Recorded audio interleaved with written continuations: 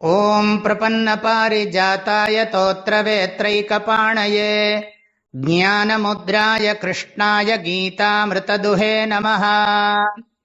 சந்நியாசஸ்து மகாபாஹோ துக்கமாப்துமயோகதः யோகயுக்தோ முனிர்ப்ரஹ்ம நசிரேணாதிகச்சதி.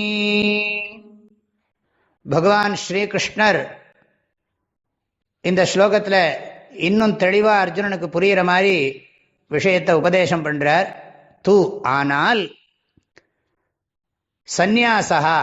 சந்நியாசமானது அயோகதா ஆப்தும் துக்கம். கர்மயோகம் பண்ணாம கர்ம சந்நியாசம் பண்ணினா அது துக்கத்தை தான் கொடுக்கும்.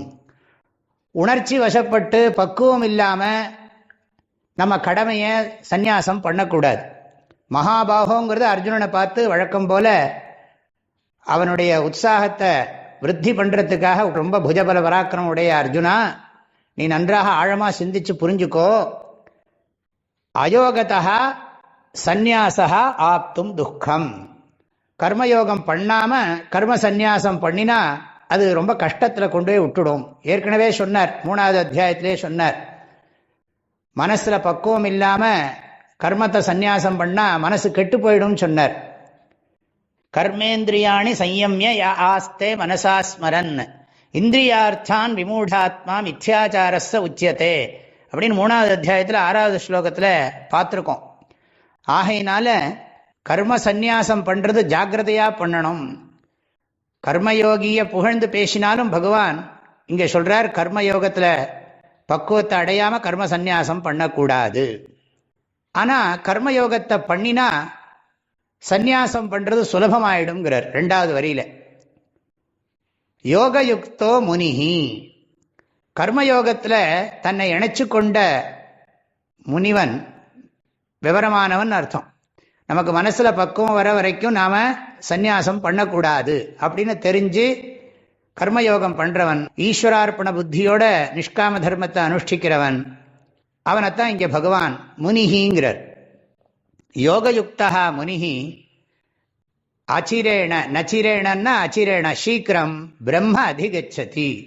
பிரம்மன்னா இங்க ஆதிசங்கரர் சொல்றார் சந்நியாசத்தை அடையறாங்கிறார். கர்மயோகத்தை பண்றவன் தான் கர்ம சந்நியாசத்தை அடைய முடியும். இங்க பிரம்ம சப்தத்துக்கு எப்படி சந்நியாசம்னு சொல்றோம்னு கேட்டா, நியாச இதி Brahma Brahma he Paro he Brahma அப்படின்னு சொல்லி மகாநாராயண உபனிஷத்துல அதுக்கு ஒரு பிரமாணம் இருக்கு. நியாசமே சந்நியாசமே பிரம்மம் அப்படிங்கிற அர்த்தத்துல சொல்லி இருக்கு. அதனால சங்கராச்சாரியார் இங்க பிரம்ம சப்தத்துக்கு பிரம்மனை அடையிறான்னு சொல்லாம சந்நியாசத்துக்குள்ள தகுதி அடைஞ்சுடுறான், சந்நியாசத்தை அடைகிறான்னே சொல்றார்.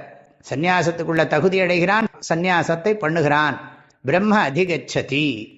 ஆகவே கர்மயோகம்தான் பெரும்பாலான மக்களுக்கு நல்லது. கர்ம சந்நியாசம் பண்றதை விட கர்மயோகம் பண்றது தான் பெரும்பாலான மக்களுக்கு நல்லது. அர்ஜுனனை போன்ற மனநிலையுடையவர்களுக்கு அது நல்லது. ஆக கர்மயோகத்துல தன்னை இணைச்சு கொண்டிருக்கிற முனிவனானவன் பிரம்மத்தை, அதாவது சந்நியாசத்துக்குள்ள தகுதியை சீக்கிரம் அடைந்து விடுகிறான் என்பது இந்த ஸ்லோகத்தினுடைய அர்த்தம். சந்நியாசஸ்து மகாபாஹோ துக்கமாப்துமயோகதः யோகயுக்தோ முனிர்ப்ரஹ்ம நசிரேணாதிகச்சதி. எல்லோருக்கும் பரிபூர்ணமான ஆசீர்வாதங்கள், மனமார்ந்த நல்வாழ்த்துக்கள். ஹரி ஓம்.